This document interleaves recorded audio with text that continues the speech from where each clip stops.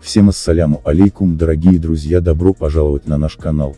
Подпишитесь и не забудьте ставить лайки, спасибо, брат. В UFC появился настоящий клон Хабиба. Это не Махачев и даже не дагестанец. В ночь с 20 на 21 сентября в Лас-Вегасе, штат Невада, США, состоялся 9-й турнир 6-го сезона ДВКС в шоу Даны Уайта, где малоизвестные бойцы сражаются за право подписать контракт с UFC.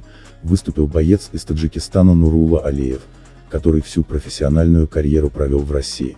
Нурула заявился на ДВКС с рекордом 6-0, а последним промоушеном, где выступал легковес, был Fight Nights. Там Алиев провел 2 поединка и оба выиграл единогласным решением судей. Таджикистанец вообще редко побеждает досрочно. Перед выступлением в США у него был лишь один такой поединок из 6 и с оговоркой, что бой остановили по требованию угла соперника. Изначально соперником Алиева должен был стать армянин Наир Меликян, но соперник не смог получить визу, и на замену вышел американец Джош Уик. Нурула был явным фаворитом и подтвердил этот статус, брутально забив Уика у сетки в конце первого раунда. Во время просмотра боя Алиева напрашивается параллель с Хабибом. Нурула выглядит как настоящий клон Нурмагомедова. Парень напоминает орла и стилем ведения поединка, и внешне многие даже называют его таджикским Хабибом. Сам Нурула признавался, что его часто путают с бывшим чемпионом UFC, а сам Нурмагомедов однажды передал Алиеву поздравления с победой и назвал его маленьким Хабибом.